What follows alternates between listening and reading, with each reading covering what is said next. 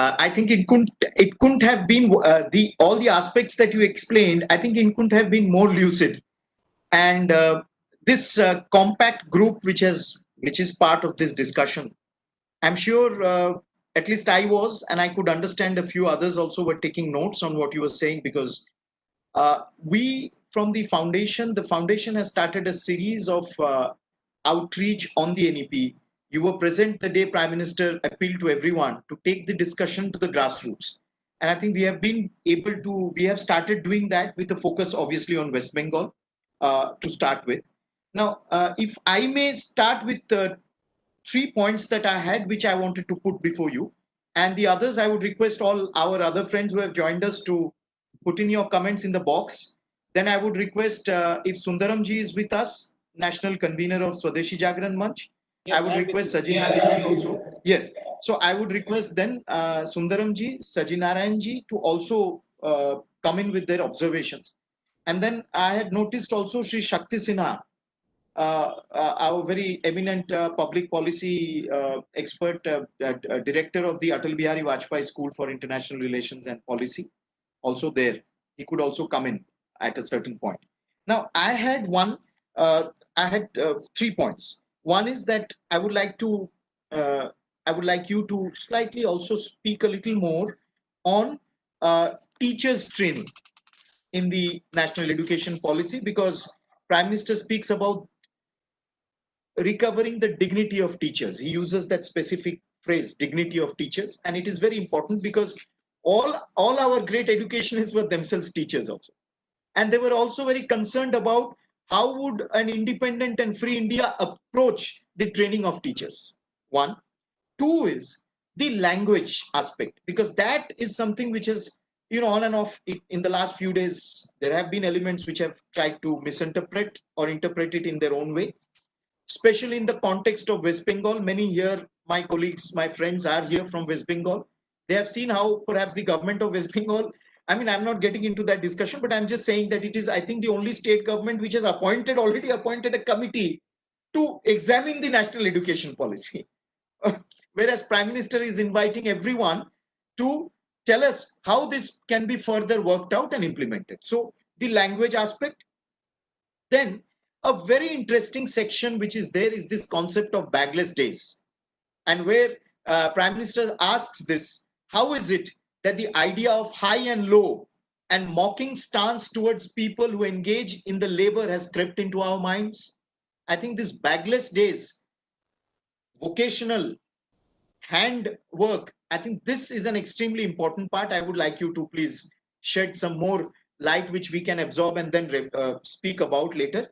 And the last point from my side is in this lot about the autonomy. There also the policy has clearly spoken of it, autonomy of institutions, educational institution, and Prime Minister also has made a point. What is that formulation which we, on this point of autonomy for higher education institution, what is the stand and formulation that we should actually go and tell people or speak to them? This was my point. Thank you. Suppose while answering, if I miss anything, you please remind me on it. Yes, yes, absolutely. For the teachers, so the teachers, I think the very important thing that we addressed in school education as well as higher education, in fact, in the draft policy of that 484 pages, what we had submitted, in both sections, we had one chapter for teachers. Second thing, what we felt is, when it is a question of teachers, we looked not just into the qualification, the whole gamut of teachers are teacher-related issues. For example, let me tell you the kind of facilities that are available to the teachers, starting from that. I can give an example. Now, for example, we said in rural areas, in rural schools, is there a functioning toilet for the lady teachers? that kind of a point that we have made. So before either finding fault or putting the teachers to task, etc., we need to look at, have we given all that what they deserve? And in that dimension, non-educational and non-academic activities, how they must be free, and how they must be recruited, how they must be placed, how they must be given transfer, how they must be given promotion. Along with all this and their professional development, along with all this, we also look at the qualification. So the point what you just now raised, and the point what our Prime Minister raised in his address, that teachers are given extremely important position in the entire policy. But you know what happens? See, let me give you an example. One is the toilet, all that I said. See, the transfer of a teacher, it should not be very frequent. This point we have said. Why? We are not talking from only the teacher's angle. We are also talking from the community end. So if a teacher comes to a school, a primary school or wherever it is, I'm talking more in the public system, you know, then within no time, if the teacher is transferred, then that continuity is lost. And what is the teacher pupil ratio?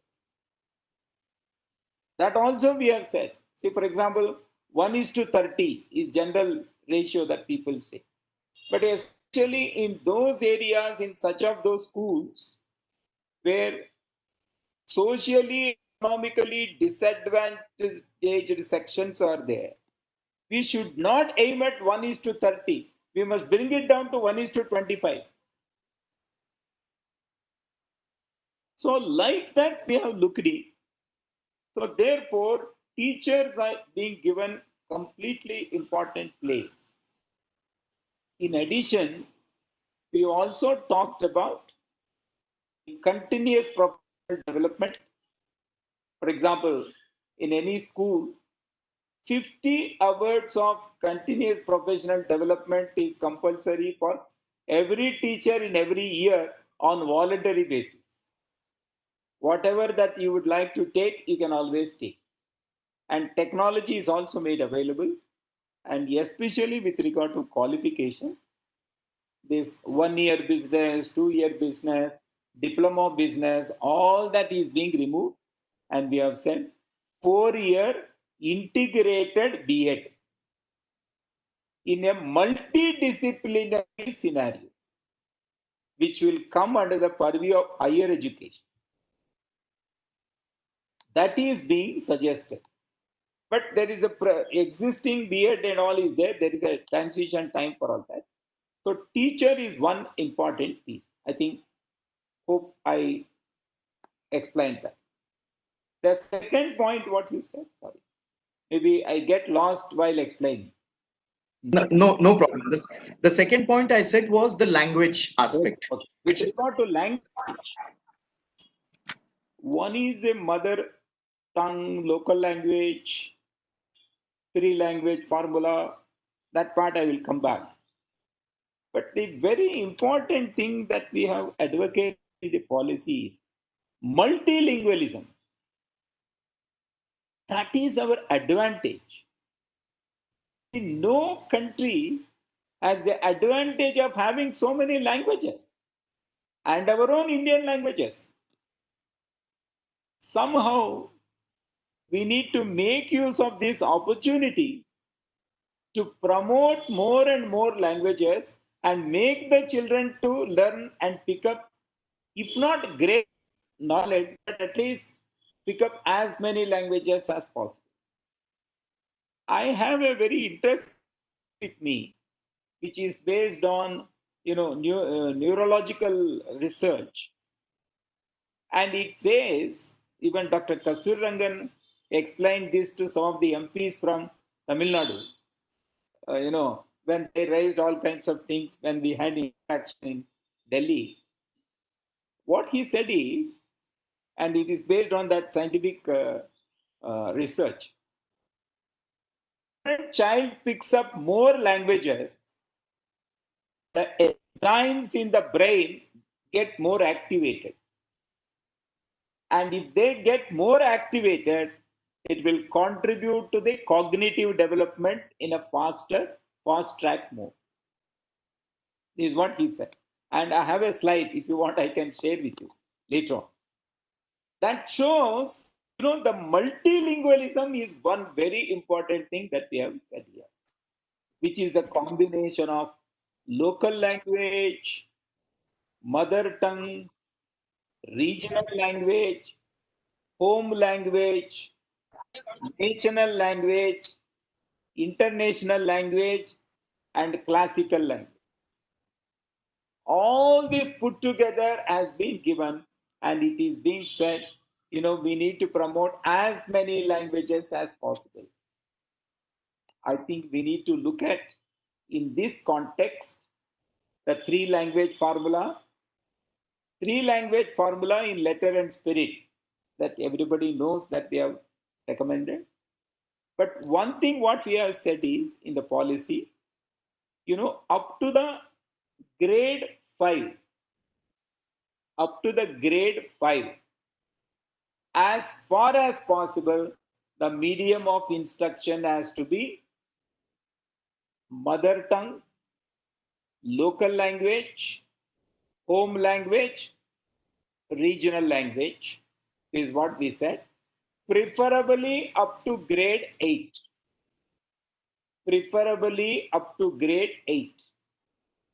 So this is what I said. But all other three language formula, everything is there. And after 8th, 9th, and 10th onwards, it can be bilingual.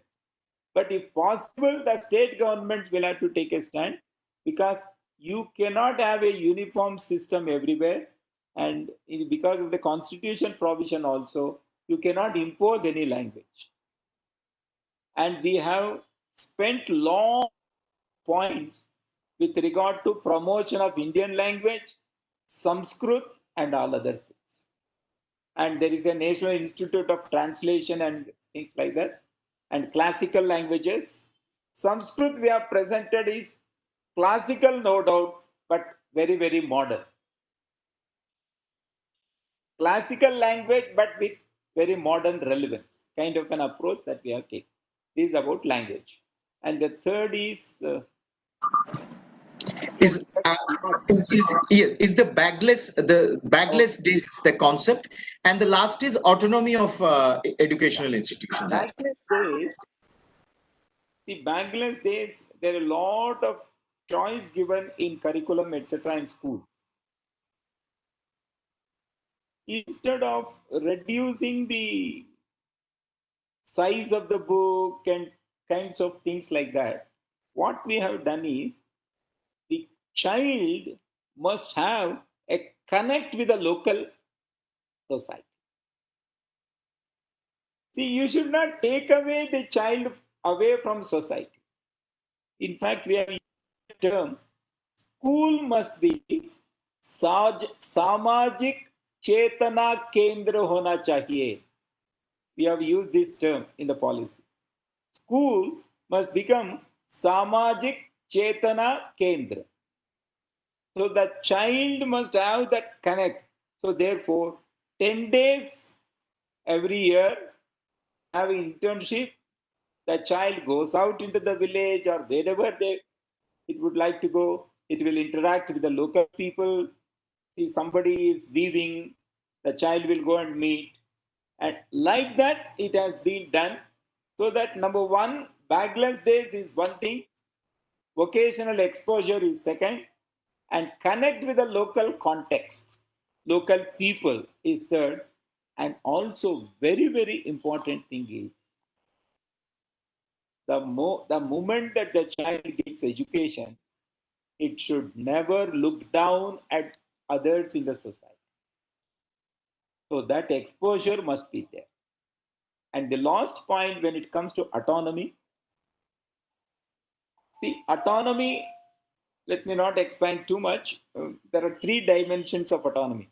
One is academic, second is administrative, third is financial. Financial, whether it is there in our hands or not, I don't know.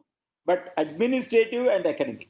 What we have said is all higher educational institutions, there are only universities and colleges.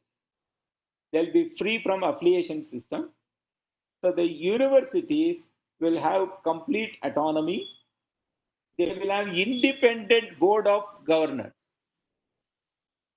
Independent board of governors, and the entire planning has to be based on institutional development plan. And you'll have to choose your board and things like that. And when it comes to the question of the colleges will not be affiliated. For a period of time, they will be made autonomous. And once you reach a stage of autonomy, you will also get degree granting powers. And there will be no centralized imposition of any syllabus. There is only a curricular framework that will be prepared. And based on that curricular framework, every university, every college will develop their own courses. They will develop their own combinations. They will develop their own approaches. See, for example, it can be a combination of vocational, skill, competence, your own local context. Anything that you want, you can bring it. So therefore, in the entire policy, autonomy is to respect diversity, is also to respect the local context.